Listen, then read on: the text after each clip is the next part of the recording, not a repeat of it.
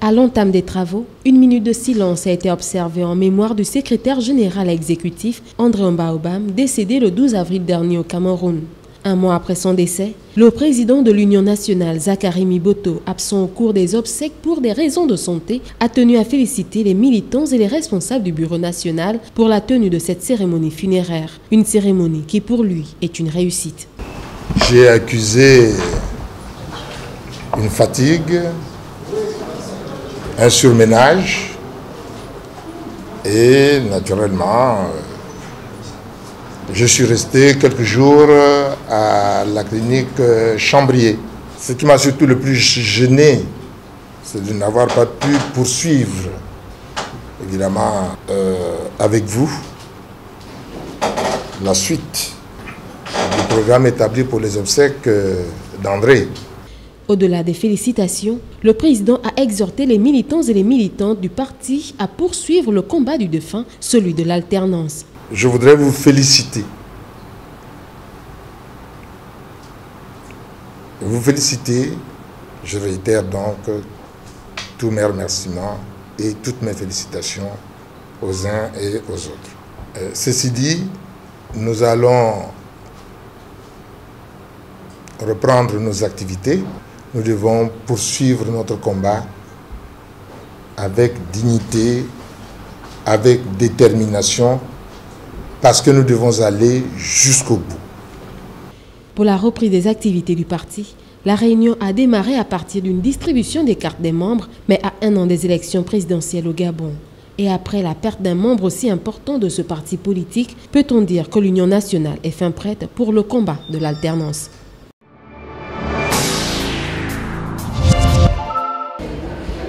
Peut-on vivre de son art au Gabon? Tel est le thème du mois de mai retenu par les conférenciers du groupe Arterial Network Gabon, affilié à celui du réseau continental Arterial Network, installé à Cape Town en Afrique du Sud. Présent depuis quelques mois sur le territoire national, c'est à l'Institut français de Libreville que l'ONG Arterial organise des conférences qui ont pour objectif de revoir le statut de l'artiste gabonais.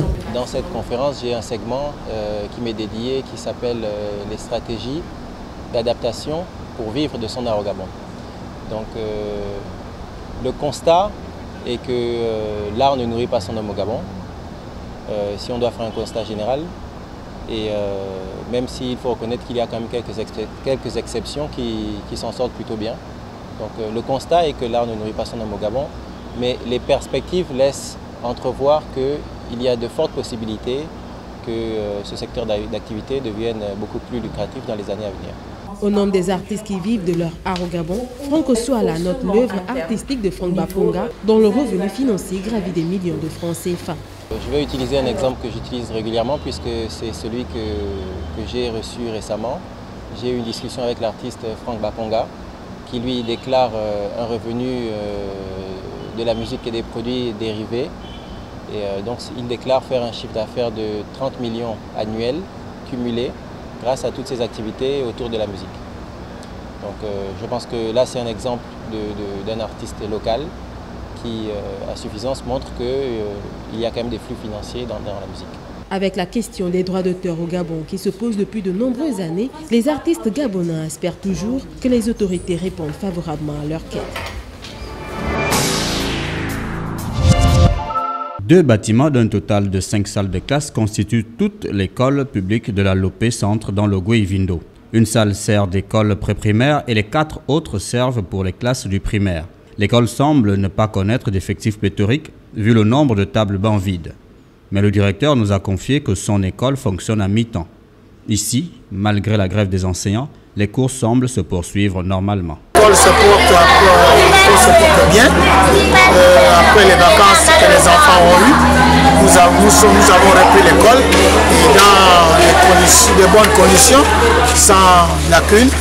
Et jusque-là, rien n'a été constaté. Et concernant la nouvelle de la fermeture des écoles au mois de septembre, sinon nous attendons des écritures. Quand les écritures seront sous nos yeux, nous allons appliquer la loi. L'école n'a pas de barrière assurant la sécurité des élèves et des enseignants. Et l'eau potable pour permettre aux bambins de se rafraîchir à la récréation est absente. Dans cette école publique de l'OP Centre, il y a pratiquement tous les enseignants qu'il nous faut. Et je compte bien terminer mon école avec ce diplôme. La Lopé est une zone très connue grâce à la beauté de son parc national qui, chaque année, accueille des touristes venus du monde entier.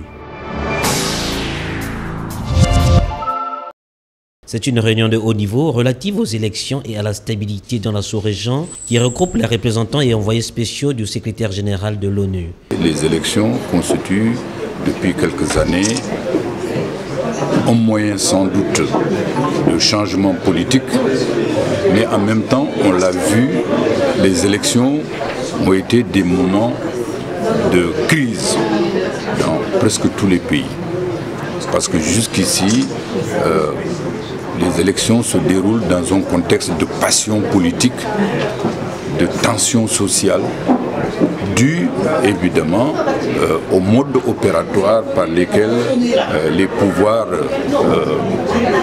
se maintiennent ou la façon dont ceux qui contestent ce pouvoir veulent accéder à ce même pouvoir.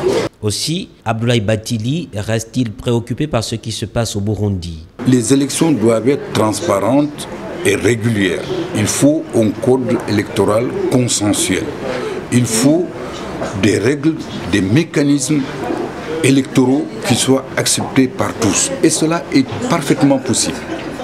Et lorsque les élections se déroulent dans de telles conditions, avec un code électoral admis par tous, avec une constitution acceptée par tous, eh bien, chacun doit s'y conformer. Durant 2 jours, les participants feront état des lieux prospectifs, des questions liées à la paix et à la sécurité en Afrique centrale.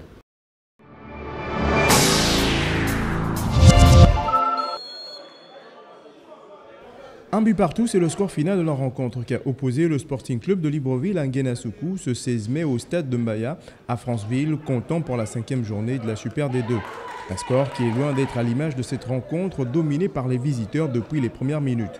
Conduite par le coach Anatole Bambumba, le Sporting Club de Libreville qui a effectué une très bonne préparation a dès l'entame du match annoncé les couleurs en multipliant les actions offensives qui vont payer cash. Et c'est Aliou Bumba Obam qui se chargera d'ouvrir le score à la 22e minute de jeu.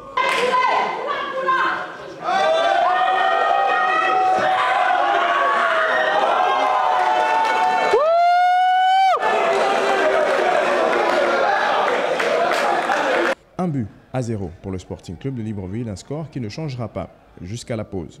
De retour des vestiaires, Nguéna-Soukou, blessé dans son amour propre devant son public, va tenter de revenir au score, mais en vain car le Sporting Club de Libreville avait déjà fermé la boutique, tenu de main de maître par son capitaine Ibrahim Mouchili et ses coéquipiers. Après plusieurs actions nettes manquées par le Sporting qui aurait pu aggraver le score, cette rencontre prendra une autre tournure. Au bout des 90 minutes de jeu, le temps additionnel annoncé sera de 5 minutes. Des minutes qui arriveront à leur terme, mais l'arbitre Sylvain Zamba, juge central de cette rencontre, semblait ne s'être pas rendu compte. Mieux, 4 minutes supplémentaires seront ajoutées à ce temps additionnel. Plus surprenant encore, Sylvain Zamba trouvera le moyen de siffler un pénalty imaginaire à la 96e minute de jeu, une opportunité que ne manquera pas de saisir Nguéna-Soukou, qui amènera le score à 1 but partout. La fin de la rencontre sera sifflée par Sieur Sylvain Zamba à la 99e minute de jeu.